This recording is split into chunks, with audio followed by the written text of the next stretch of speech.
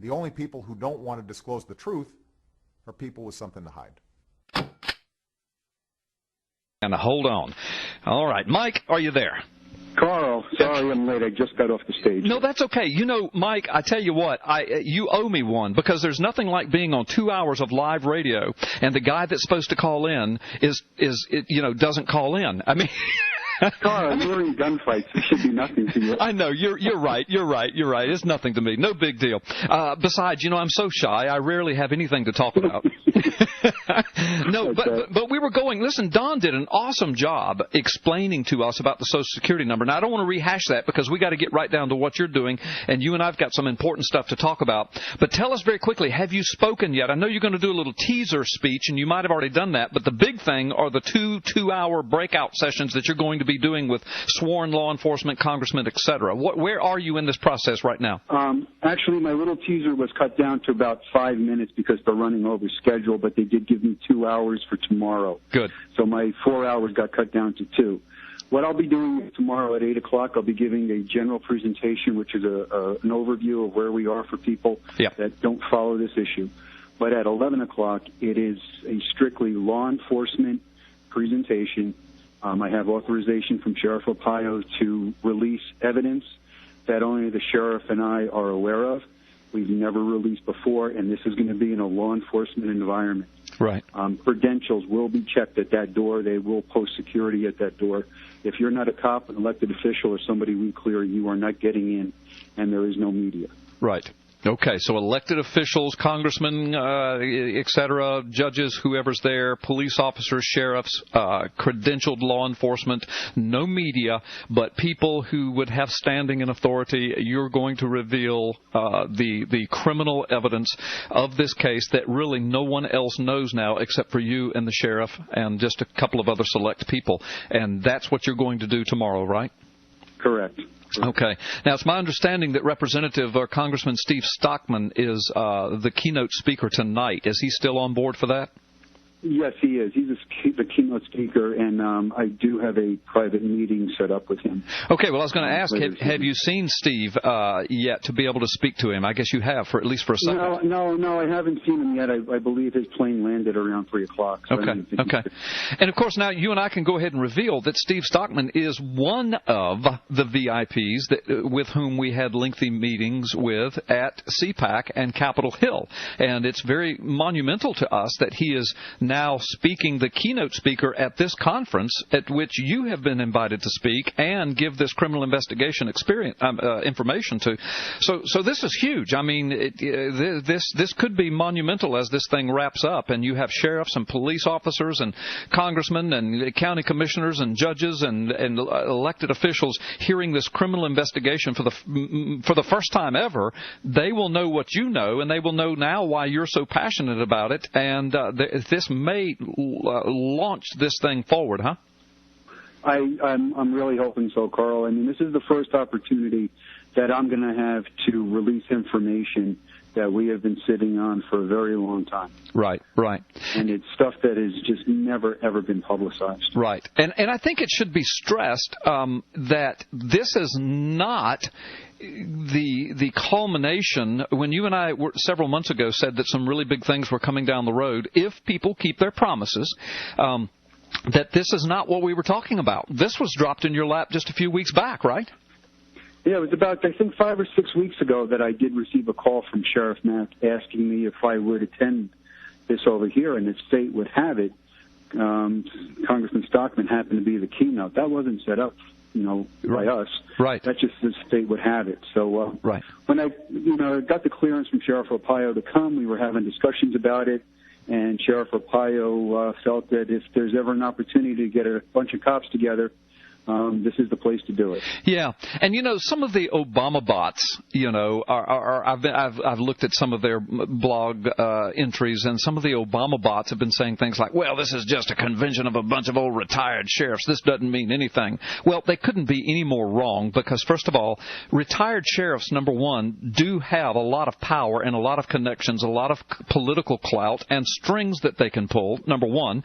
Number two, and also I read one that said, well, in other other Obama bot said, well, there's just one congressman there. Well, one congressman is scheduled as the keynote speaker, but we don't know what other representatives and congressmen and senators might be there. Maybe none, but that one congressman can call for congressional investigations. That one congressman also has direct access to 500 other congressmen. That one congressman makes his home on Capitol Hill. So one congressman is huge, but the fact is that there may be other elected officials there who also have strings to pull. So this whole thing is huge. Plus, we also know that it's not just retired sheriffs. There are active sheriffs there, including the dude from the Northeast that was the Second Amendment proponent. He was going on radio nationwide talking about how he would never take guns from his citizens. Am I correct in all of that assessment so far? You're correct in all of that, and I think the encouraging thing here is, Congressman Stockman met with us at CPAC, and it was a coincidence that we were going to be here, and it's, Congressman Stockman that reached out and said, hey, I want to talk to Zullo. Right.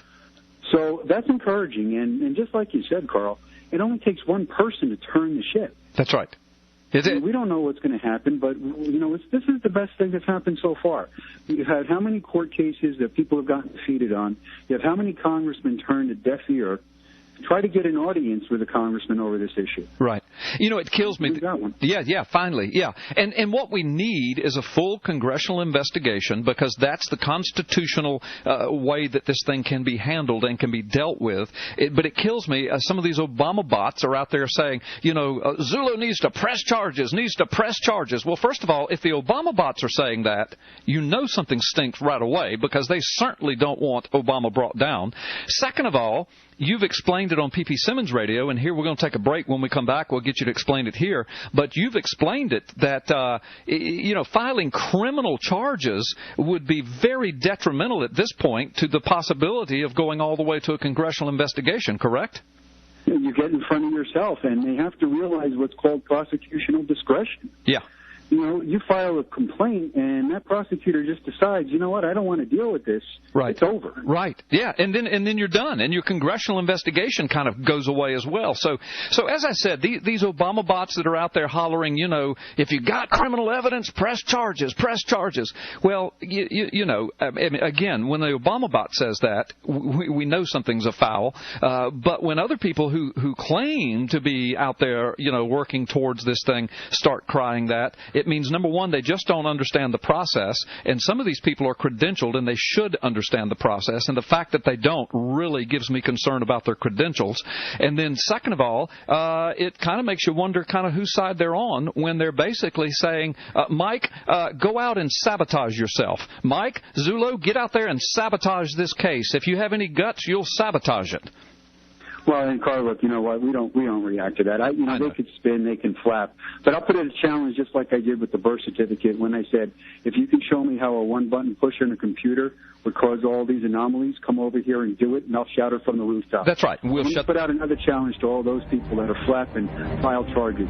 You go out, you find yourself a prosecutor that's willing to take this case on, and I'll fly out there and give him all the evidence I have. Thank you. I appreciate you saying that. We're going to take a quick time out. When we come back, more with Mike Zullo, who's right now at the Constitutional Sheriffs and Peace Officers Convention. Steve Stockman, congressman from Texas, is the keynote speaker, has a meeting with Mike afterwards. Mike's going to be meeting with sheriffs, peace officers, elected officials, giving them everything that they have. Folks, something huge can come out of this in the next days and weeks. You don't want to miss. We'll keep you updated right here. Let's take this break. We'll be right back.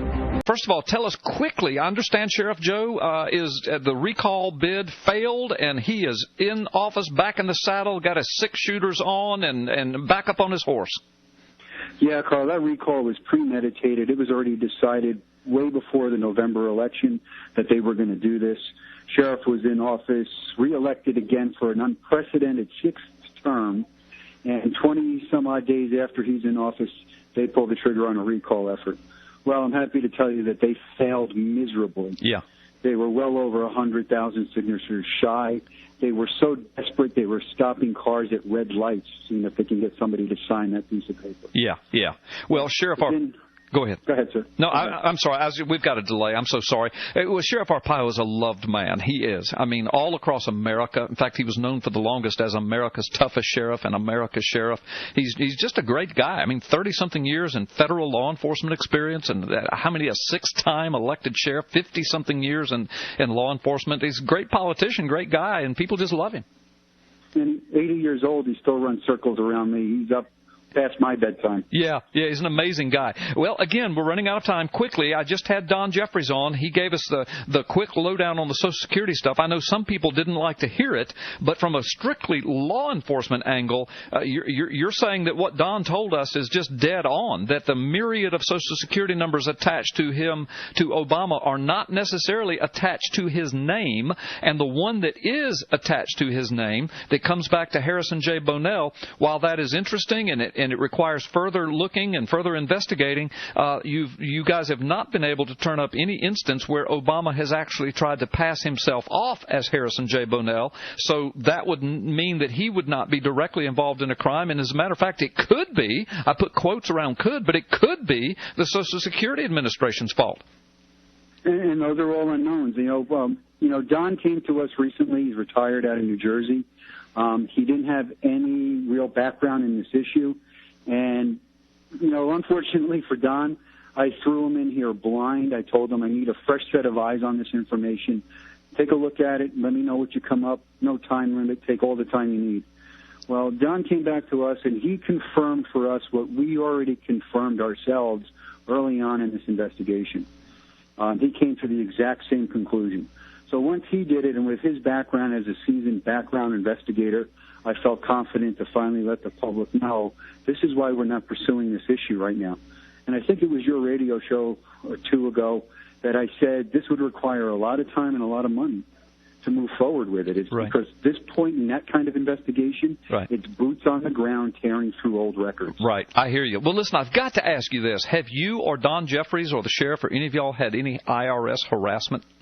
So many people who've kind of looked into the government or come against the current administration, they've been harassed by the IRS. How about you guys? No, we haven't experienced that. The main harassment we get is the sheriff gets death threats. Yeah. We get well, the sheriff had a bomb. That aren't as overt. But other than that, it's just media harassment or OBOTs. Right, right. Now, the sheriff had a bomb delivered to him that they actually detonated. I mean, good gracious, that's just about as bad as it gets, other than the bomb blowing up in front of you. Yeah, a bomb is something that you have to take, obviously, seriously. This person really meant you harm. They weren't just slapping gums. Right. Good gracious. Okay. But no IRS harassment. Well, that's good, and probably you're pretty safe from that at this point. I think the IRS has been outed. Well, listen, we've got about 3 minutes, so just wrap up for us the potential importance. You and I are not making any promises about this, but this is pretty exciting because, and again, this is not the thing that you and I are hoping is going to happen, that we've been promised would happen. This is just something that was dropped in your lap 5 or 6 weeks ago, but it's kind of like icing on the cake. But tell us again the potential for big things that can come out of this conference that you're at. Well, Carl, I think that, I'm hoping now that your listening audience understands that Sheriff Arpaio and I are making the strategic moves that we believe are best to accomplish the goal that's here. And we have a potential now to finally bring some others on board. There's some safety in numbers. There's, obviously more push behind you when you're not just the lone sheriff out there trying to advance an issue. Right. Having a congressman who's expressing interest is just monumental for this effort. I don't believe that's ever happened. Right. In this whole effort. Yeah. And we've been working overtime trying to come out from underneath the birther helmet because we're not birthers. Right. Well, and I hear the music going now. Yeah, y'all are cops. You're law enforcement. And the deal is it's going to be hard for the media to push you guys off as tinfoil wearing hats when you've got sheriffs, police officers, congressmen, elected officials listening to this and demanding that something be done. So thank you for what you're doing, Mike Zullo. Keep your eyes over your back shoulder, brother. Thank you, Carl. You be safe, too. All right. Mike Zullo, our guest this afternoon. Right before him was Don Jeffries, investigator with the Cold Case Posse. Well, you're listening to Freedom Friday. The only people who don't want to disclose the truth are people with something to hide.